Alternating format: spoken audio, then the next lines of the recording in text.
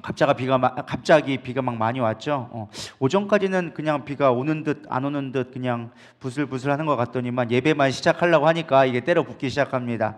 그래도 그 악천후를 뚫고 오신 여러분들 가운데 성령의 능력이 더 충만하기를 소망합니다. 오늘 우리 같이 오늘 8번째 하나님을 알자, 우리 8번째 시간 정죄하지 않으시는 하나님, 우리 같이 말씀 보도록 하겠습니다. 요한복음 8장 1절에서 11절 말씀입니다. 한 목소리로 봉독해 올려드리겠습니다. 시작. 이 말씀은 살아계신 하나님의 말씀입니다.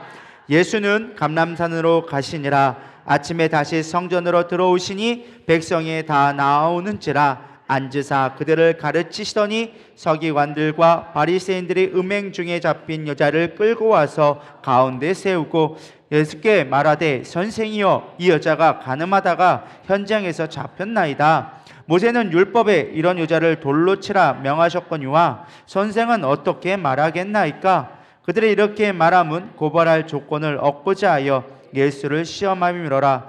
예수께서 몸을 굽히사 손가락으로 땅에 쓰시니 그들이 묻기를 마지 아니하는지라. 이에 일어나 이르시되, 너희 중에 죄 없는 자가 먼저 돌로 치라 하시고 다시 몸을 굽혀 손가락으로 땅을 쓰시니 그들이 이 말씀을 듣고 양심의 가책을 느껴 어른으로 시작하여 젊은이까지 하나씩 하나씩 나가고 오직 예수와 그 가운데 섰는 여자만 남았더라.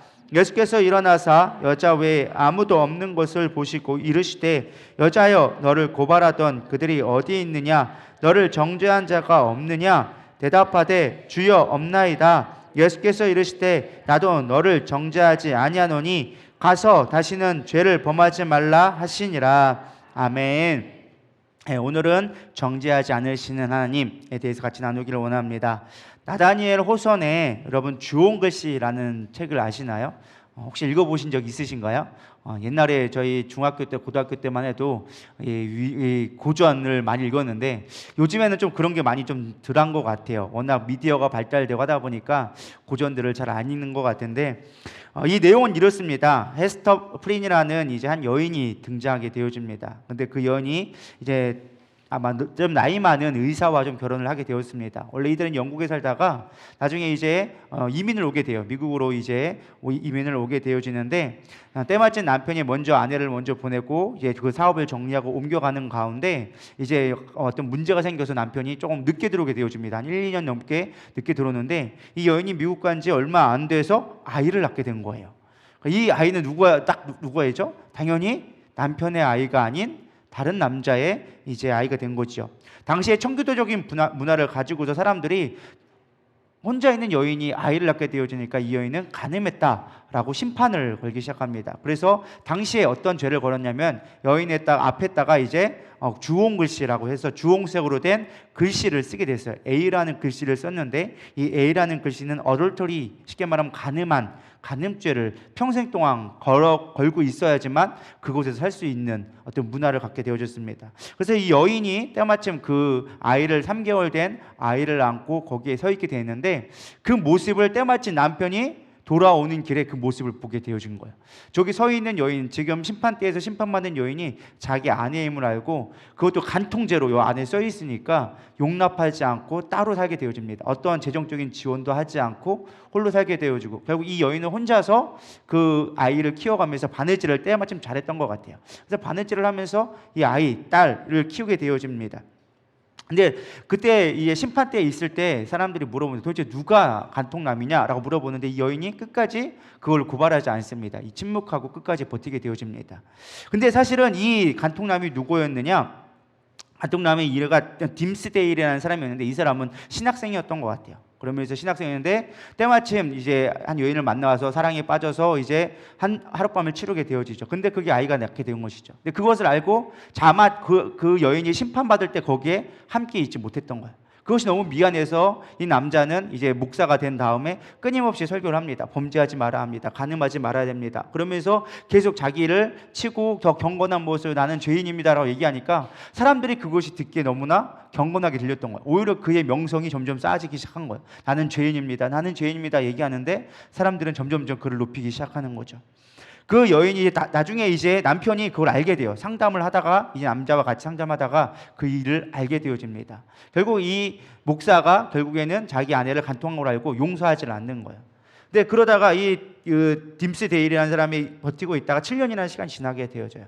나중에 이제 어떤 사건이 보여지면 도저히 이제 자기가 그거를 아무리 속죄하려고 하지만 그 죄책감이 더 이상 건질 수가 없는 거예요. 나중에 그 여인이 계속 곤욕받는 걸 보고서 나중에 자기가 심판 그 여인과 아이를 올라가서 이 여인이 이런 죄를 지었는데 이 바로 간통했던 사람이 바로 나입니다 라고 하면서 그 목사가 거기서 자결을 하게 되어집니다.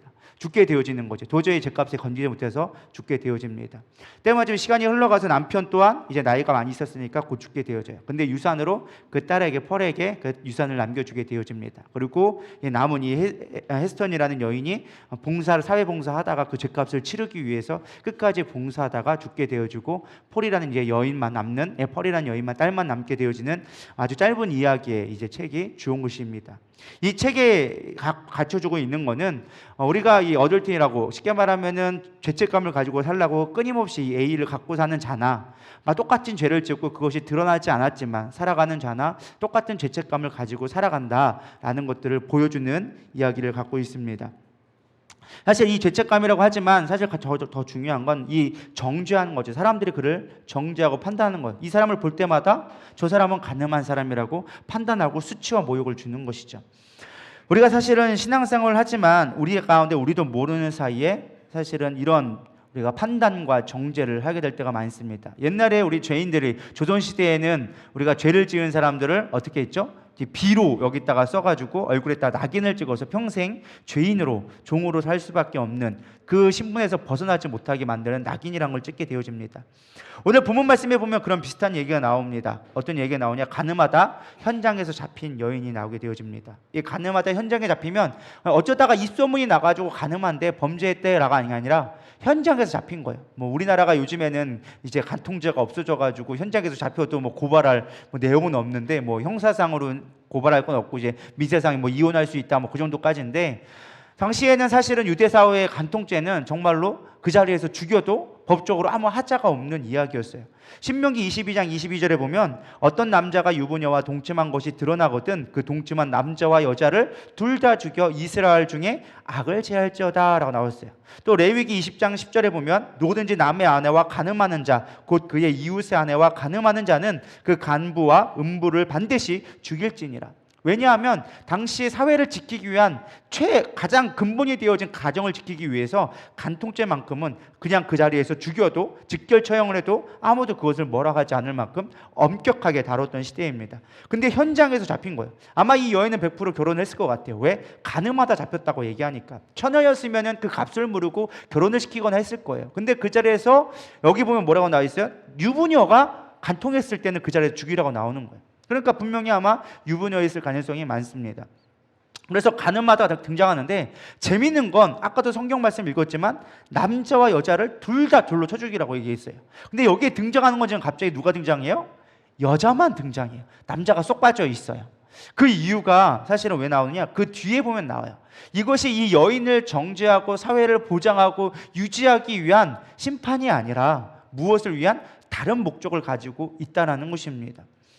여기 보면 그 목적이 무엇이냐? 나중에 보면 알겠지만 6절에 이들이 고발하여 예수를 시험하고자 함이라 라고 얘기해주고 있어요.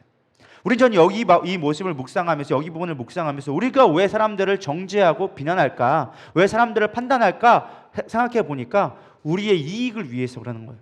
자신의 유익을 구하기 위하여서 자신이 어떠한 만족을 내가 그것을 취하여서 다른 사람을 깔아뭉개서 내가 얻는 유익을 취하기 위해서 우리는 비난하고 정죄한다라는 것입니다. 자신의 죄를 피하고 싶은 욕망, 나는 너와 다르다, 나는 너보다 낫다라는 것을 증명하고 싶은 교만이 사실은 우리 가운데 비난과 정죄를 하게 만든다라는 것입니다. 도덕적 우월감, 신앙적 우월감을 나타내기 위한 표현으로서 우리는 비난과 정죄를 하게 되어지는 것입니다. 그래야 자신이 드러나기 때문에, 그래야 내가 잘나다고 사람들한테 인정받을 거라고 생각하기 때문에 우리는 남을 비난하고 정죄하는 것입니다. 나는 거룩하다, 나는 착하다, 나는 의롭다, 그래서 나는 존중받아야 한다라는 것을 드러내기 위한 것입니다. 그러나 정죄는 하나님으로부터 온 것이 아닙니다. 하나님은 그 누구도 정죄하지 않으신다라는 것입니다. 또한 우리가 정죄하는 목적이 무엇이냐? 나의 죄됨을 발견하기 때문에 우리가 정죄하게 되어지는 경우가 있다라는 것입니다. 칼 융의 그림자 이론이라는 것이 있습니다. 사람은 나오는 표현적인 것과 내면의 모습이 있는데 이 내면을 그림자라고 하는 거예요. 특별히 어두운 부분을, 자신의 어두운 부분을 그림자라고 이야기합니다. 근데 자라보고 놀라운 가슴, 소똥고 보고 놀란다고 내 안에 있는 죄악들을 발견하게 됐을 때, 그것이 다른 사람에게 투영되어졌을 때 우리는 그것을 빨리 가리기를 원한다라는 것입니다. 전혀 나랑 상관없는 사람이 범죄하는 것에 대해서는 우리는 관심 갖지 않습니다. 뭐 내가 예를 들어서 누군가 살인했어. 왜 그랬대? 그러고 어찌 우리가 그것 때문에 막 분노하지는 않아요. 근데 내가 예를 들어서 간음을 했단 말이에요. 그럼 그것이 내 주변에 어떤 내 가까운 사람이 간음했다? 확 드러나기 시작하는 거예요. 왜 그래요? 나도 걸릴지 모른다는 느낌에 불안한 가운데 더 화를 내고 더 분노하고 더 정죄할 수밖에 없다라는 것입니다. 그래서 우리가 어떤 사람을 유독 막 비난하고 정죄한다라는 것은 그 사람도 그와 비슷한 죄가 많다라는 거예요. 방귀 낀 놈이 성낸다고 괜히 화를 내는 사람들 뭐 때문에 그런 거예요? 나도 그런 죄가 있기 때문에 그럴 수 있다는 거예요. 웃으시는 분들은 아마 조금씩 경험해 봤을 거예요. 내가 괜히 화가 난다. 그거는 내 안에 그 모습이 있기 때문에 그런 거예요. 세 번째, 사람들이 왜 또 정죄하느냐? 그 뿌리에 있는 성경적으로 가르쳐 주는 건 원죄 때문에 그래요. 원죄가 뭐예요? 사람이 하나님처럼 되고 싶은 것을 원죄라고 이야기합니다. 사람의 가장 큰 죄는요, 하나님처럼 되고 싶어서 무엇을 따먹었어요? 아담과 하와가 선악과를 따먹은 거예요. 선악과를 먹었다라는 건 무엇을 얘기합니까? 판단자가 되었다라는 거예요. 우리 스스로가 판단자가 되기로 작정했기 때문에 우리는 남을 판단하고 정죄하기 시작하는 거예요. 정죄라는 게 뭐야? 너 이런 죄 지었어 라고 판단해버리는 거예요. 근데 이 판단은 사실 우리가 어쩔 수 없어요. 뭐 그거는 판단하기 우리가 길들여왔기 때문에 어쩔 수 없는데, 문제는 이 선악을 판단하고 그걸 뭐 하려고 하냐? 통제하려고 하는 거예요. 우리는 남을 판단했을 때, 남을 비난했을 때 그 목적이 무엇이냐? 그거를 내가 통제하려고 하는, 내가 그를 다스리려고 하는 그 모습이 우리 안에 내면되어져 있는 거예요. 뭐처럼 되려고? 하나님처럼 되려고. 그러니까 선악과를 먹었다라는 그 근본 자체가 하나님처럼 되고 싶어하는 우리의 교만과 욕망 때문에 그렇다라는 것입니다. 그래서 넌 이래서 안 돼, 너는 저래서 안 돼, 넌 이것 때문에 고쳐야 돼. 마치 의로운 척, 마치 경건한 척 하지만 사실 그 안에는 뭐예요? 내 교만이 드러나기 시작한다라는 것입니다. 사람을 다스리려고 하는 마음, 나도 모르게 하나님이 되려고 하는 우리 안에 깊은 내적 죄악들이 드러나기 시작하는 거예요. 그래서 정죄는 사실 하나님이 하지 않는, 사탄이 주는 도구라는 거예요. 사탄이라는 것이 어떤 말이냐? 고소하다, 참소하다라는 뜻이 사탄이에요. 그러니까 우리가 누군가를 판단하고 정죄하고 이거 문제야라고 문제 제기를 하는 건 뭐예요? 내 안에 사탄이 역사하고 있다는 거예요. 할렐루야. 그래서 우리는 이거를 정죄하지 않아야 돼요. 판단하지 않아야 돼요. 판단하는 너희는 누구가 내 판단하느냐라고 성경이 이야기한 것처럼 판단하는 모임이 돼서는 안 됩니다. 우리 누리다교회는요, 뭐 우리가 정죄하고 판단하기 위해서 모인 곳이 아님을 여러분 기억하기를 소망합니다. 교회는요, 은혜를 구하는 곳이에요. 사랑을 베푸는 곳이에요. 감싸주고 용서하는 곳이에요. 옆 사람이 실수할 수 있어요. 옆 사람이 나에게 뭔가 해를 끼칠 수 있어요. 그럼에도 불구하고 우리는 그리스도의 제자라고 한다면 예수님을 닮아서 그 죄를 용서해 줄 수 있어야 하는 거예요. 그게 성경적인 가르침이라는 거예요. 그게 그리스도인의 모습이라는 거예요. 근데 우리는 교회 안에 모였음에도 불구하고 세상처럼 판단하고 정죄하고 소송하기에 급급할 때 너무 많다라는 것입니다. 바리새인들의 정죄 목적은 다른 것이 아니에요. 영혼을 살리는 것이 아니었어요. 사회의 질서를 지키는 것이 아니었어요. 그 여인을 위한 것이 아니라 예수를 시험하기 위하여서 그 여인을 희생제물로 삼았다라는 것입니다. 예수님을 징태양난시키기 위해서, 시험을 깔기 위해 희생시킨 거예요. 자기의 유익을 위하여서. 우리가 비난했을 때 과연 무엇을 위한 비난인가, 무엇을 위한 정죄인가를 깊이 있게 생각해 보기를 소망합니다. 그럼 어떻게 이 바리새인들이 예수님을 시험하려고 하느냐? 두 가지 조건을 걸은 거예요. 이게 두 가지 선택 다 한다 할지라도 예수님이 빠져나가지 못할 진퇴양난의 이제 사면 초과로 다 올무를 걸기 시작하는 거죠. 만약에 예수님한테 물어봅니다. 만약에 율법에 익히 나와져 있는데 가늠하다 잡힌 여인을 돌로 쳐 죽이라고 하는데 이거를 몰라서 물어봤을까요? 몰라서 물어본 게 아니죠. 이미 알고 있었던 거죠. 예수님도 너무 잘 알고 있는 내용이었어요. 그럼에도 불구하고 물어본 거예요. 성경에 이렇게 써 있는데 당신은 어떻게 하겠습니까? 라고 물어보는 거죠.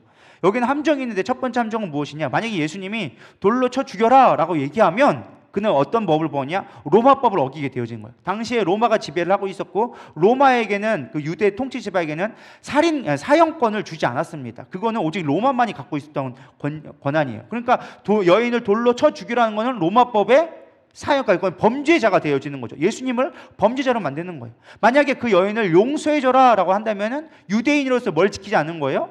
율법을 지키지 않는 자. 너는 율법도 안 지키는데 유대인이라 얘기할 수 있어? 유대인으로서 제명시켜 버릴 수 있는 작전을 걸기 시작하는 거죠. 예수님이 무슨 대답을 하든지 예수님을 시험에 들까, 예수님을 자신들의 어떤 나하바리 안에서 끊어내기 위한 방법 중에 하나였어요. 왜요? 예수님이 계속적으로 많은 사람들에게 영향을 끼치고 복음을 증거하기 시작하니까 사람들이 예수님을 따라다니기 시작하는 거예요. 자신들의 기득권이 빼앗기고 자신들의 어떤 의로움이 가려지기 시작하니까 자신들이 드러내기 위해서 예수님을 판단하기 위해서 시험을 걸었던 것입니다. 이때 예수님은 바리새인들의 질문에 대답하지 않고 손가락으로 땅에 무엇을 쓰기 시작했습니다. 무엇을 쓰셨을까? 그럼 어떤 거 썼을 것 같아요? 뭘 썼을까요? 뭘 썼을 것 같아요? 너무 궁금해하지 마시길 바랍니다. 성경에서 안 알려주고 있어요. 정답이 나와 있지 않습니다. 근데 여러 가지 이제 목사님들이 여러 가지 가설들을 내놓기 시작합니다. 뭐 대충 여러 가지라면 첫 번째는요, 예수님은 하나님이기 때문에 모든 걸 알고 계신다. 그래서 거기 있는 사람들의 죄를 7명에게 써앗기 시작했다. 그래서 너는 너 이거 무슨 죄? 야 너는 뭐 도둑질했잖아. 너는 뭐 했잖아. 그러면서 일목요연하게 써놔서 사람들이 그걸 보고 있다가 괜히 찔려서 도망갔다. 뭐 이렇게 하시는 분들이 있더라고요. 물론 하나님은 모든 걸 알고 계시기 때문에 그들의 죄악들을 다 알 수 있지만 아마 예수님은 그들을 또 정죄하지는 않았을 것 같아요. 그렇게 하시는 목사님도 설교하시는 분들도 있더라고요. 근데 제가 볼 때는 그거는 조금 아닌 것 같고, 또 다른 하나의 해석 중에 하나는 아마 십계명을 썼을 것이다. 성경에 보면 하나님이 직접 쓴 게 있어요. 뭘까요? 십계명을 쓰셨어요. 그것도 한 번 썼을까요? 두 번 썼을까요?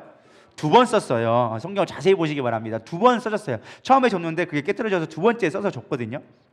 두 번을 썼다는 거예요. 근데 오늘 본문 말씀을 자세히 보면 예수님도 몇 번 썼을까요?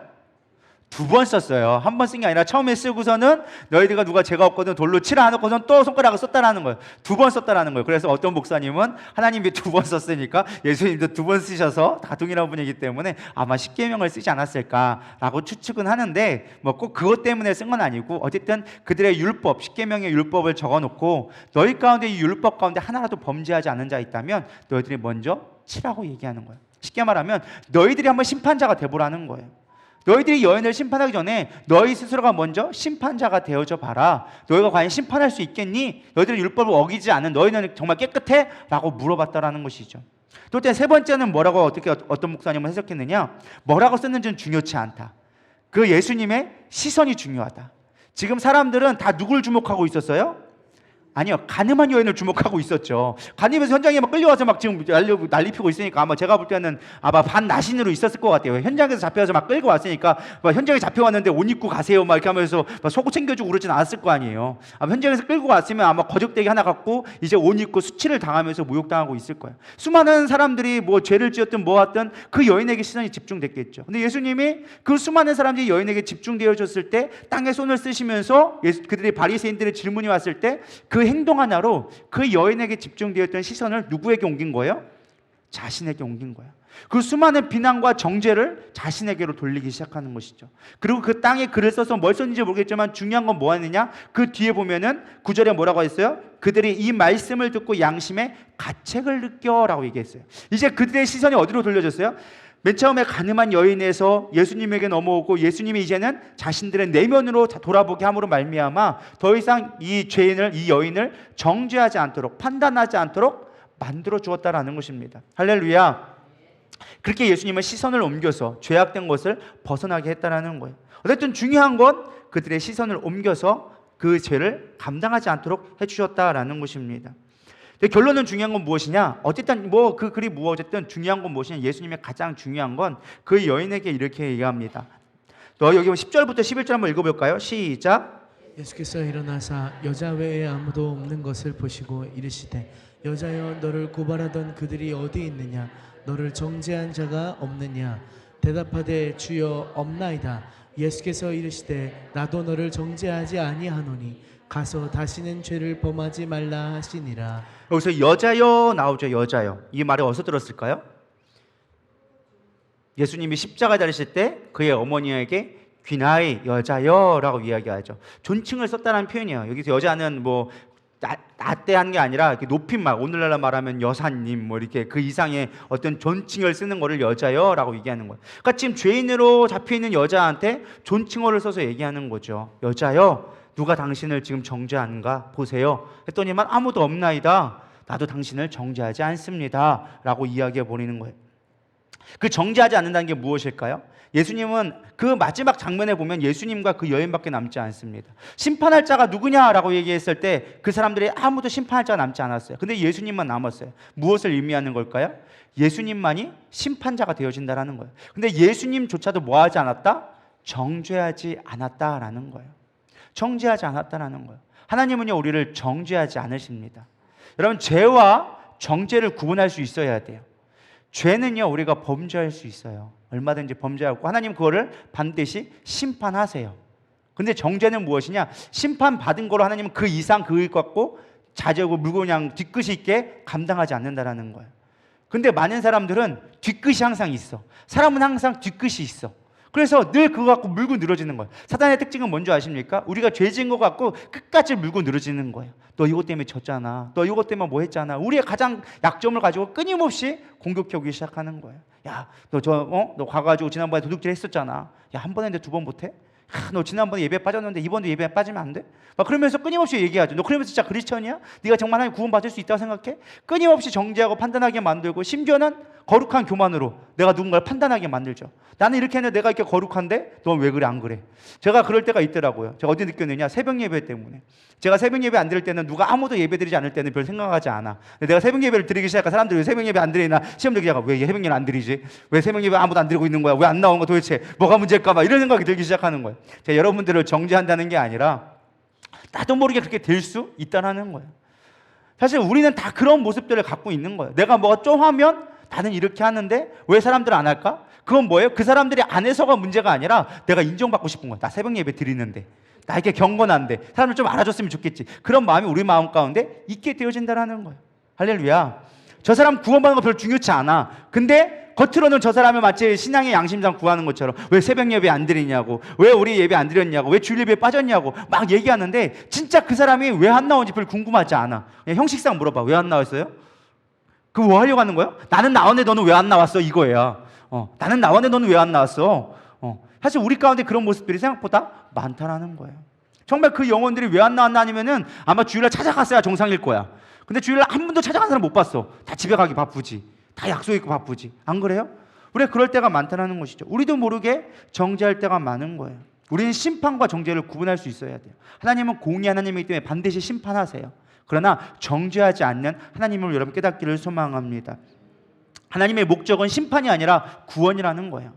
구원이기 때문에 정죄하지 않아요. 심판을 통해서 그걸 더 이상 용서해주고 회복하게 하신 다음에 그로부터 구원해내는 것, 죄로부터 구원해내는 게 목적이지 너 죄이냐라고 끝까지 그걸 물고 늘어지는 분이 아니다라는 거예요. 아주 단순한 거죠. 아주 당연한 거예요. 근데 이 당연한데 우리는 그걸 모르기 때문에 늘 헷갈리는 거예요.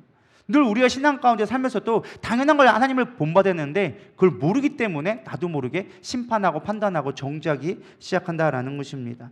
하나님은 정죄하지 않으십니다. 믿으십니까? 별로 아멘들이 없으시네요.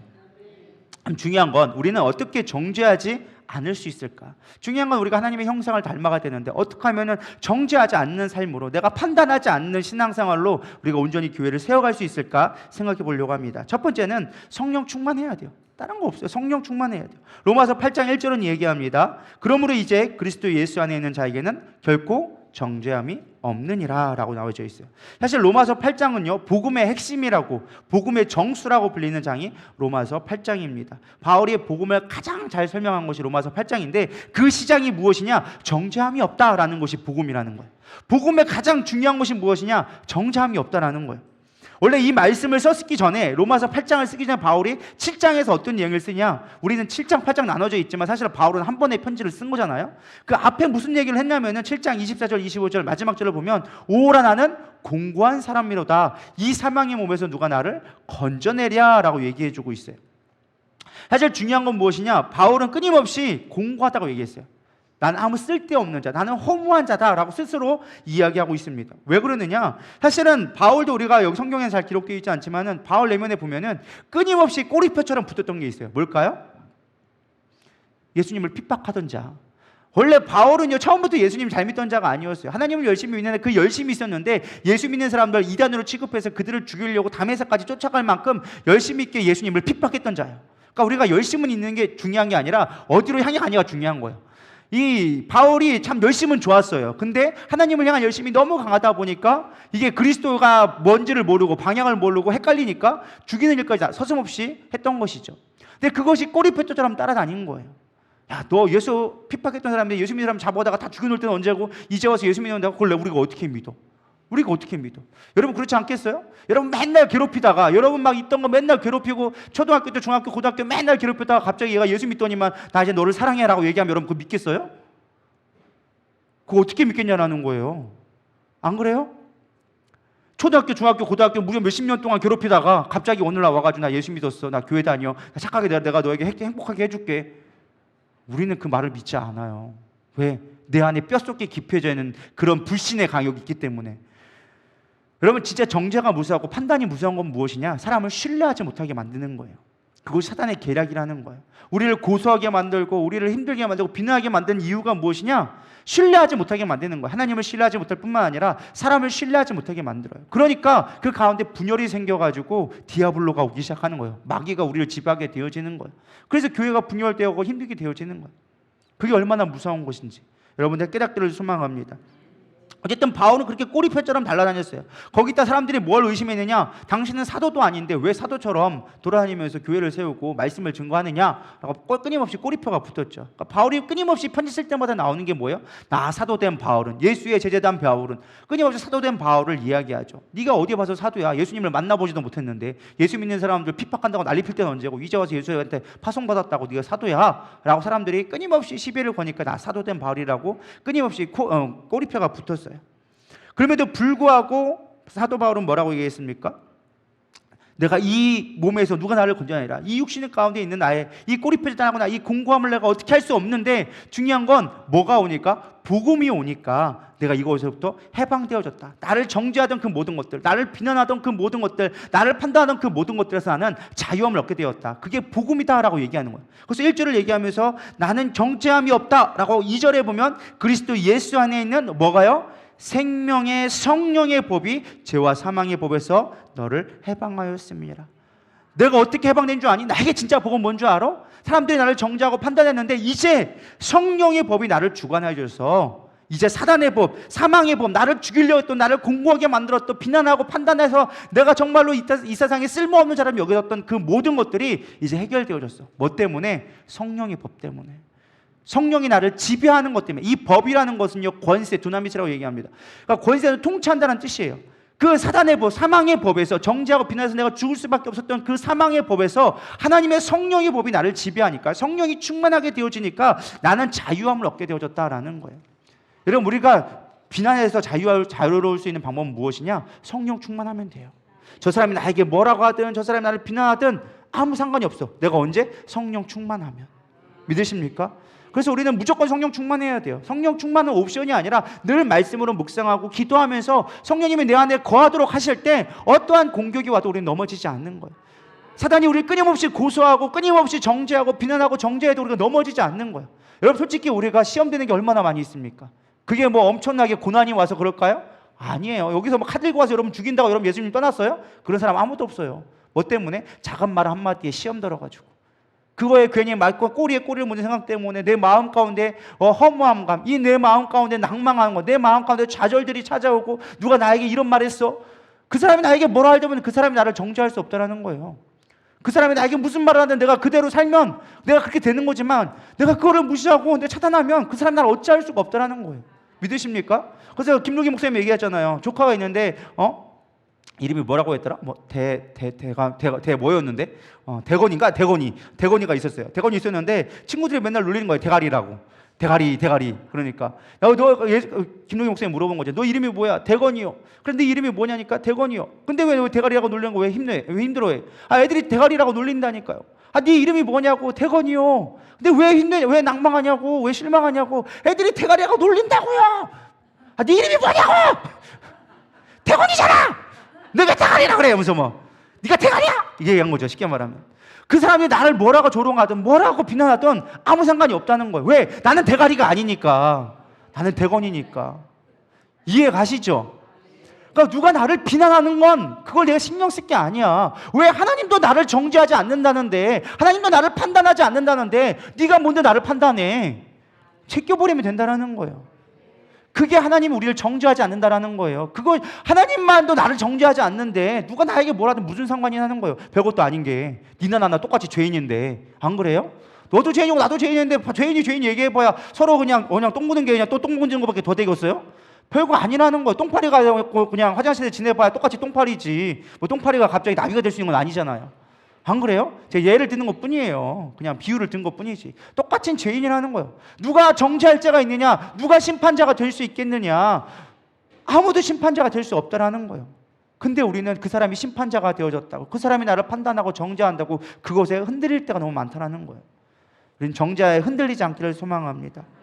여러분, 죄는요 당뇨와 같습니다. 사실 당뇨가 무서운 것은요 당뇨 자체가 아니라 당뇨로 오는 후유증이 무서운 거예요. 실명하게 되어지고 다리가 썩고 신장이 녹고 말초신경이 무뎌지는, 그래서 감각이 사라지는, 그래서 결국은 혈관이 이제 무뎌지게 되어지고 막 고혈압이라든지 이런 것들이 다른 질병들을 같이 몰고 오기 때문에 당뇨병이 무서운 것이죠. 사실 당뇨병 자체가 오줌 및 그냥 당분이 나온다는 건 별로 그렇게 무서운 건 아니죠. 근데 그걸로 인하여서 다른 것들이 질병이 생기기 때문에 우리는 당뇨를 무서운 질병이라고 얘기합니다. 침묵의 질병이라고. 사실 죄도 마찬가지예요. 죄 자체는요 크게 문제되지는 않아요. 근데 죄로 인하여서 정죄가 우리를 죽이는 거예요. 믿으십니까? 죄는요 우리가 하나님 앞에 용서함 구하고, 하나님 내가 잘못했습니다 용서 구하고 용서함 받으면 끝나는 거예요. 하나님 더 이상 기억조차 하지 않는데, 네가 그런 죄 지었어? 나 그거 모르는데? 하나님은 그걸 모른다고 하신다는 거예요. 근데 우리는 그걸 끊임없이 밀고 넘어가는 거예요. 사단의 정죄 때문에, 사람들의 판단 때문에 사실 끊임없이 우리가 그것 때문에 무너지게 되어지는 거예요. 더 큰 문제로 좌절하게 되어지는 거예요. 결국 어떻게 되어져요? 하나님을 떠나게 되어지는 거죠. 여러분, 하나님 때문에 시험 드는 사람 별로 없어요. 누군가 나를 판단하고 정죄하는 것 때문에 내가 시험 들어서 하나님도 떠나는 거지. 죄 자체가 하나님을 떠나게 만드는 거지만, 하나님이 없기 때문에 만드는 게 죄지만, 우리 삶 가운데 정말 무서운 건 우리의 이 죄악과 이 정죄 때문에 사실은 더 무섭다라는 것입니다. 우리가 또 이기려면 무엇을 해야 되느냐? 하나님의 용서를 확신해야 돼요. 하나님의 용서를 확신할 때 비로소 우리는 이길 수 있게 되어진다라는 것입니다. 이사야서 1장 18절 우리 다 같이 읽어보겠습니다. 시작. 여호와께서 말씀하시되 오라 우리가 서로 변론하자. 너희의 죄가 주홍 같을지라도 눈과 같이 희어질 것이요 진홍같이 붉을지라도 양털같이 희게 되리라. 하나님이 얘기하는 거야. 우리 좀 와봐라. 와서 네 죄가 얼마큼 그런지 한번 따져나 보자 라고 얘기하는 거야. 이게 따져보려고 하는 걸까요?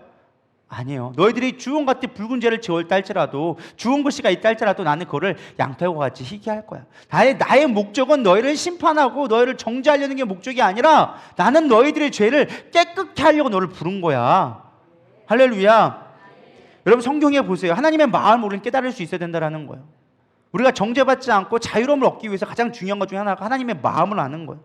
여러분, 아담과 하와가 범죄했을 때 하나님은 어떠셨을까요? 아프셨죠. 근데 우리는 그 하나님의 마음 아픔을 생각하지 않고 하나님의 심판만을 생각합니다. 뭘 생각해요? 아담 무슨 죄를 지었죠? 무슨 심판을 받았죠?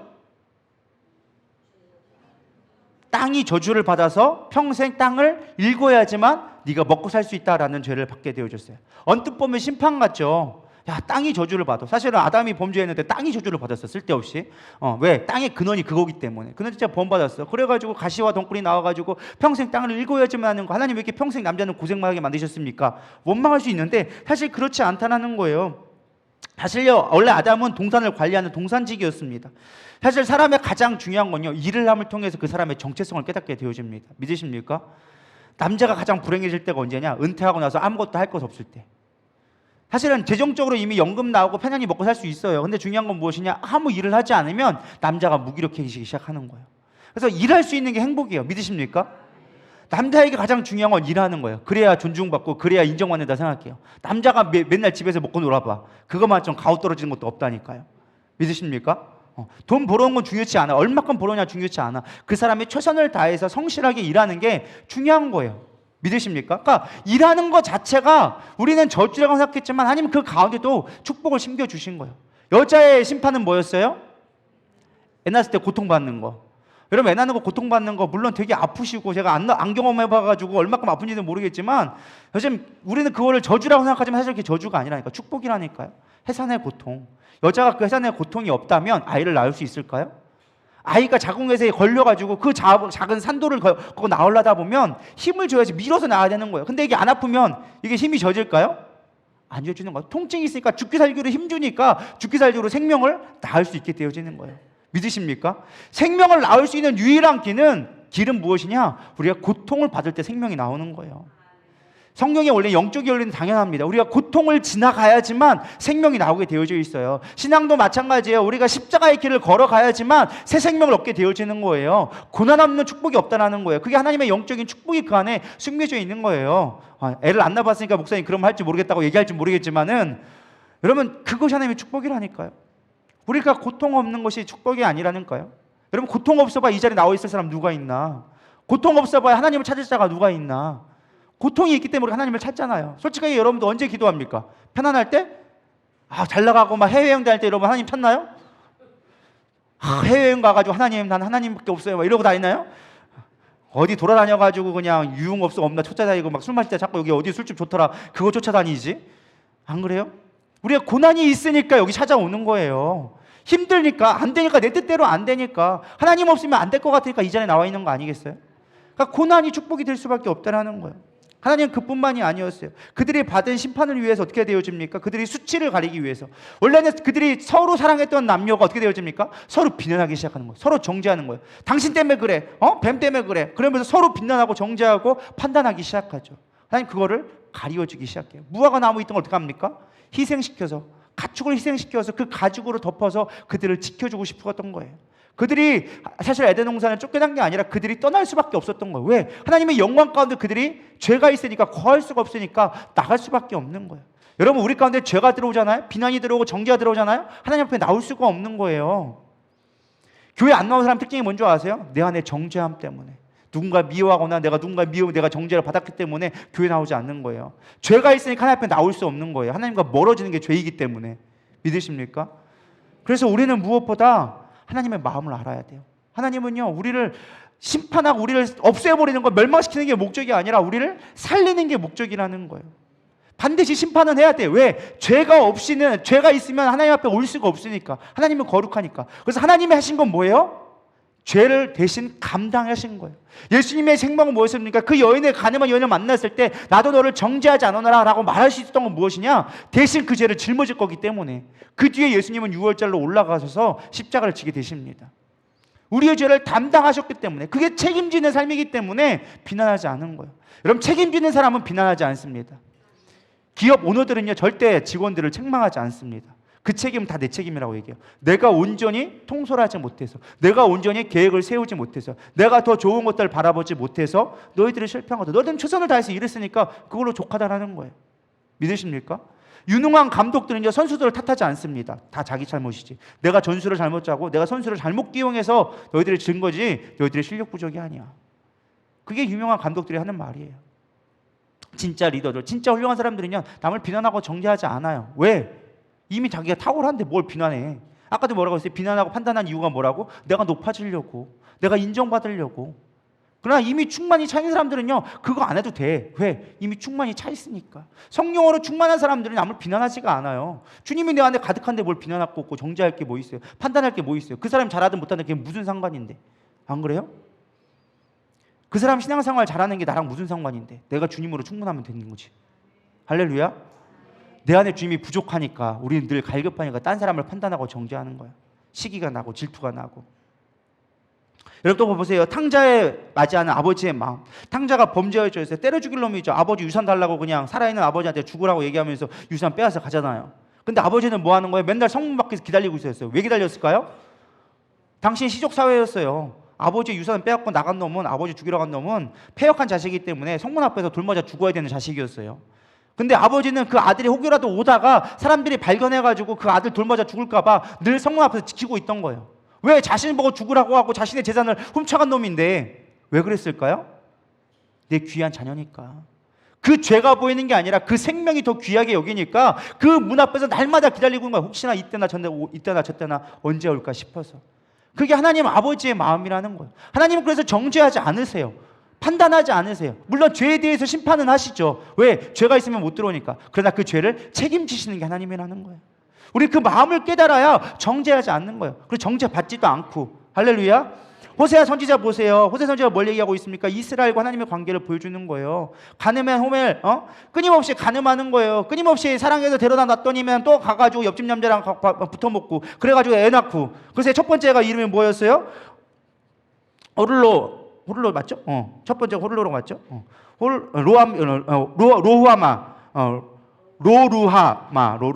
로루하마죠. 사랑받지 못한 자. 사랑받지 못했다는 거예요. 또 두 번째 나가가지고 그거까지도 감싸 놔가지고 그래, 애 낳은 것까지 내가 봐줄게. 그래도 내 자식으로 키울게. 품어가지고 감싸주고 했더니만 또 바람 나가가지고 그냥 둘째를 낳고 왔네. 남의 씨를 또 가져왔네. 그 아들이 이름이 뭐예요? 로함이. 내 백성이 아니다. 이제 내게 아니다라고 얘기했는데 불구하고 그래도 감싸 주어라. 내가 언제까지 참여합니까? 야, 내가 이스라엘을 이렇게 만큼 사랑했다. 너희들 끊임없이 수없이 많이 간음하고 행음하고 했지만 불구하고 나는 너희를 포기하지 않았다. 나는 끝까지 너를 싸매주고 내 상처를 감싸주는 게 내 마음이다. 정죄하고 판단한 게 아니었어요. 너 어디서 바람 피고 왔어? 누구 새끼야? 라고 하지 않았다라는 거예요. 그럼에도 불구하고 감싸주는 하나님 아버지의 마음. 그것이 바로 진정한 우리의 정죄하지 아니하시는 하나님의 본질이라는 거예요. 근데 우리는 그 마음을 몰라. 하나님의 마음을 모르니까 우리도 나도 모르게 사람들을 판단하는 거야. 내 마음에 하나님의 마음이 있으면 누구를 판단하겠어? 긍휼히 여기지, 불쌍히 여기지. 안 그래요? 성도 하나하나가 다 귀하지. 죄 가운데 거하는 그 모습 보고 안타까워야지, 울어줘야지. 그 모습이 보일 때는 뭐 하라는 거예요? 그 모습 보고 울어주라고, 네가 기도해 주라고, 판단하고 정죄하라고 보여주는 게 아니라 그 모습 보고 기도하라고. 혹이라도 너도 그렇게 그 죄를 지을 줄 모르니까 너도 회개하라고. 믿으십니까? 여러분, 누군가의 죄악이 보이고 누군가가 판단하게 되시면 빨리 생각하셔야 돼요. 아, 그게 나의 모습이구나. 아, 그걸 내가 기도해 주라고 하는 것이구나. 여러분, 깨닫기를 소망합니다. 그게 하나님, 정죄하지 않는 하나님을 우리가 본받는 모습이 될 수밖에 없는 것입니다. 세 번째는요, 다시 죄를 짓지 않아야 한다라는 거예요. 11절에 보면 대답하되 주여 없나이다. 예수께서 이르시되 나도 너를 정죄하지 않으니 가서 다시는 죄를 범하지 말라 하시니라. 뭐라고요? 다시는 죄를 범하지 말라라고 얘기하고 있어요. 우리가 구원받으면 하나님은 우리의 죄를 더 이상 생각하지 않습니다. 새로운 피조물이라고 얘기해요. 너는 아예 새 사람이야. 죄인이 모습이 아니라 완전 나에게는 새로운 모습이야. 그걸 뭐라고 해요? 칭의라고 얘기하는 거예요. 너는 의로운 자야. 근데 더 이상 죄인이 아니야 라고 아예 표정을 해주셨어요. 근데 중요한 건 우리도 모르는 사이에 다시금 죄로 돌아가게 되는 게 문제라는 거예요.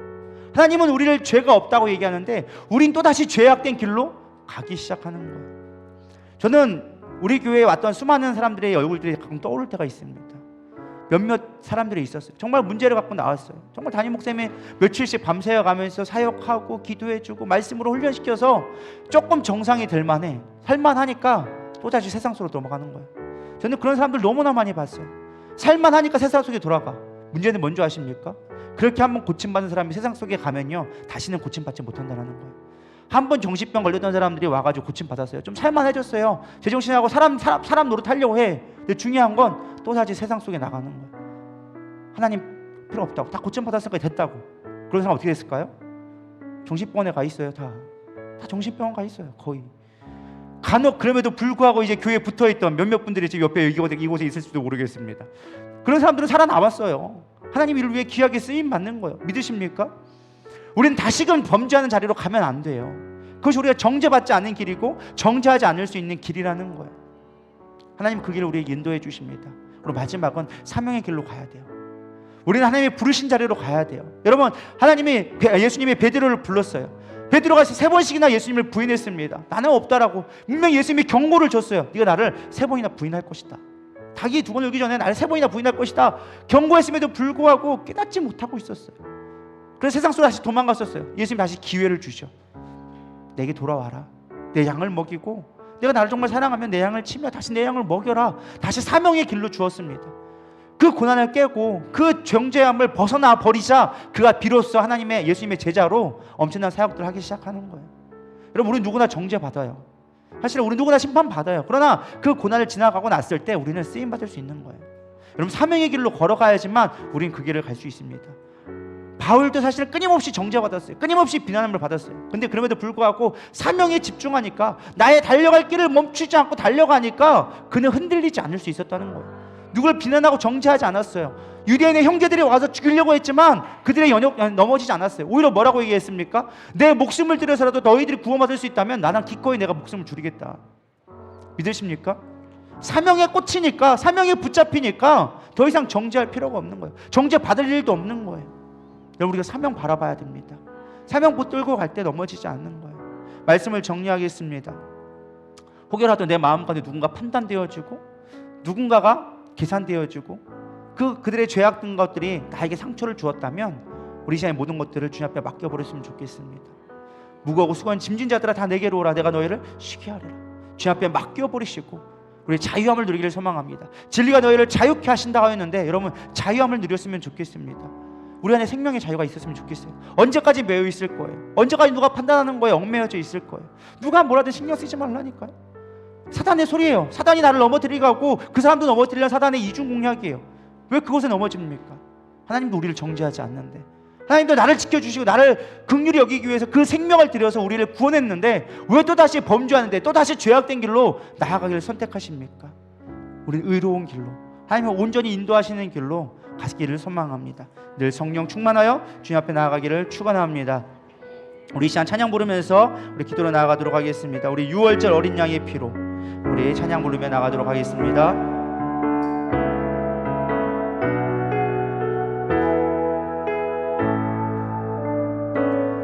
유월절 어린 양의 피로 나의 삶의 문이 열렸네.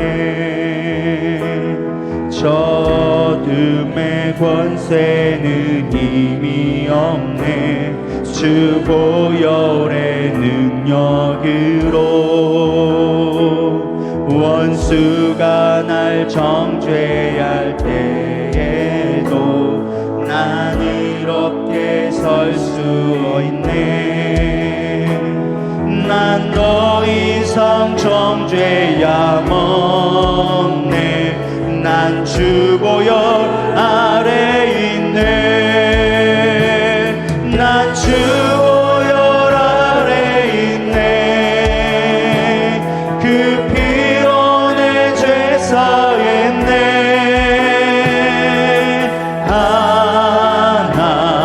하나님의 긍휼 날 거룩해 하시었네. 난 주 보혈 아래 있네. 난 원수의 어떠한 공격에도 더 이상 넘어지지 않네. 난 주 보혈 아래 있네. 난 주 보혈, 난 주 보혈 아래 있네. 그 피로 내 죄 사했네.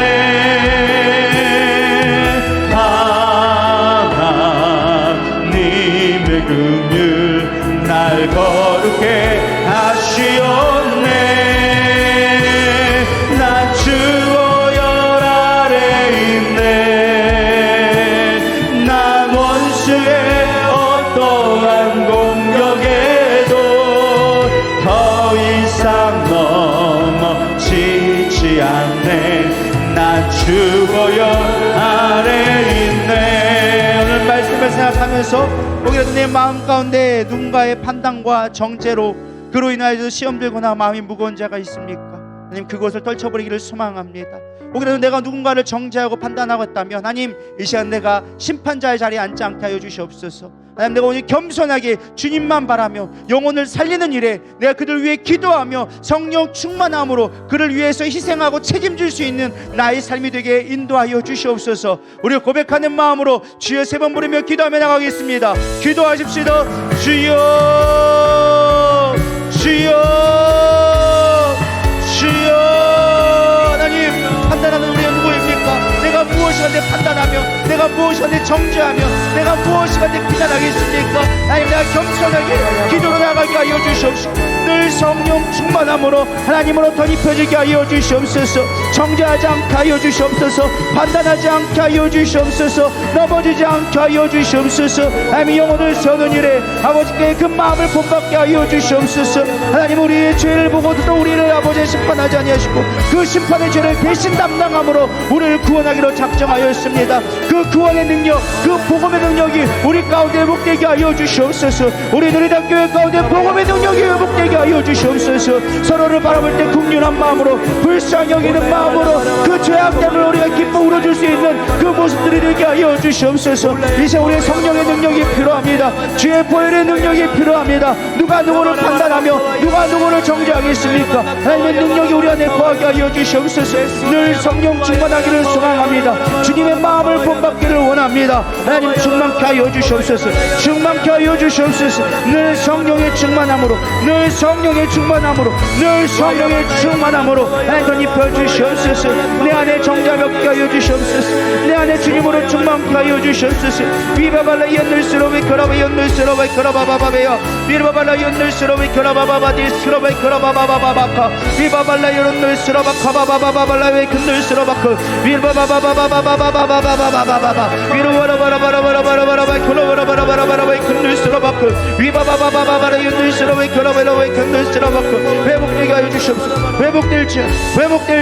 회복될지 비비디스카비 연늘스 우리의 무너진 마음들, 우리의 무너진 아버지 다시 마음이 회복되게 하여 주시옵소서. 사명을 향해 달려가며 하나님 나라를 세우기에 목숨 걸 수 있는, 누가 뭐라 해도 우리는 나야 주의 길을 갈 수 있는, 주의 길을 걸어가는 우리의 믿음의 누리다 성도에게 하여 주시옵소서. 사단이 우리를 정죄하지만 우리 교회가 능력이 없다, 우리가 연약하다, 우리가 할 수 없다 말하지만 하나님 그 정죄에서 자유하게 하여 주시옵소서. 우리는 하나님의 군대요, 하나님의 선택받은 백성이요, 하나님이 쓰시기에 귀한 아버지 그러신 것을 믿음으로 선포하며 나가게 하여 주시옵소서. 더 이상 흔들리지 않게 하여 주시옵소서. 믿음으로 서게 하여 주시옵소서.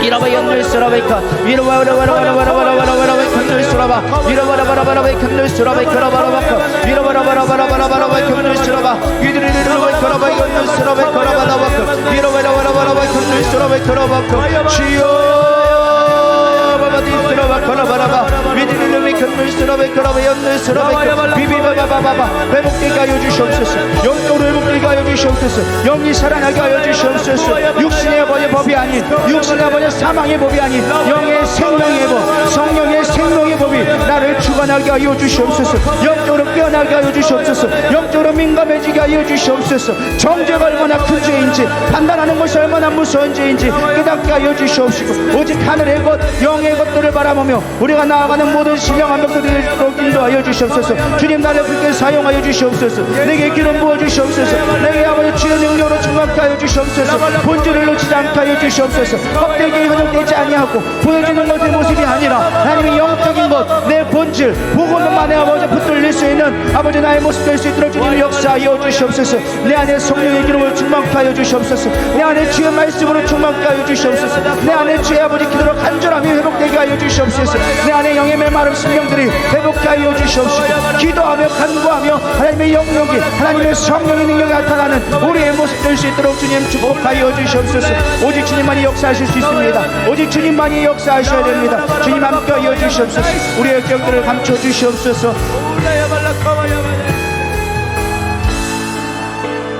하나님 감사합니다. 오늘도 주의 말씀을 들었습니다.